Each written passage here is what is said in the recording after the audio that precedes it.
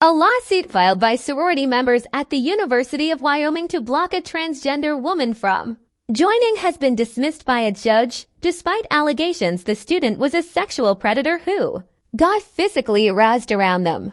Since the Kappa Kappa Gamma sorority bylaws do not define what a woman is, Wyoming U.S. District Judge Alan Johnson ruled he could not proceed with the lawsuit and dismissed the matter on Friday, according to reports, with its inquiry beginning and ending there. The court will not define a woman today, Johnson wrote.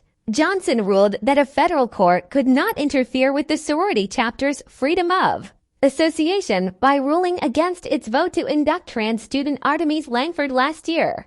The University of Wyoming chapter voted to admit, and more broadly, a sorority of hundreds of thousands approved Langford, Johnson wrote in his ruling. The delegate of a private, voluntary organization interpreted woman, otherwise undefined in the nonprofit's bylaws, expansively. This judge may not invade Kappa Kappa Gamma's freedom of expressive association and inject the circumscribed definition, plaintiffs urge, Rachel Berkness, Langford's attorney. Welcome to court's ruling. The allegations against Ms. Langford should never have made it into a legal filing, Berkness said in an email to the Associated Press. They are nothing more than cruel rumors that mirror exactly the type of rumors used to vilify and dehumanize members of the LGBTQI+ community for generations.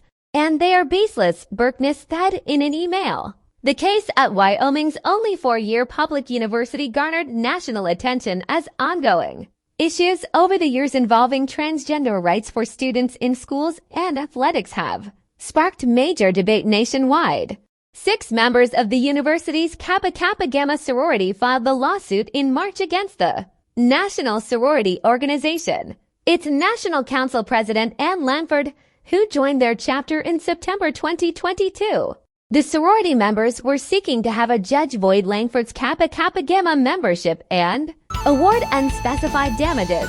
Carrie Kittrell-Poole, the executive director of the sorority, told the Associated Press in May that the lawsuit contains numerous false allegations without specifying them. She added that Kappa Kappa Gamma, which has over 250,000 members in 140 chapters across the United States and Canada, does not discriminate against gender identity.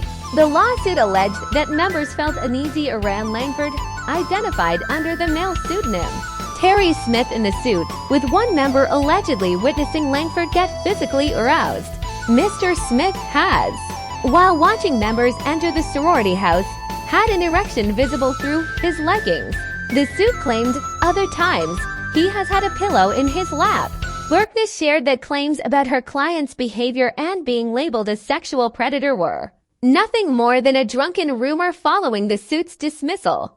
The 6 sorority members told Megyn Kelly on her podcast in May that they live in constant fear in our home, with Langford present, and that the trans student would stare at women without talking for hours. It is seriously an only female space. It is so different than living in the dorms, for instance, where men and women can commingle on the floors. That is not the case in a sorority house. We share just a couple of main bathrooms on the upstairs floor, a member, not identified by name, told Kelly. Cassie Craven, an attorney representing the sorority sisters, said her clients disagree with the ruling and, more importantly, that the sorority chapter lacks a proper definition of who should be classified as a woman.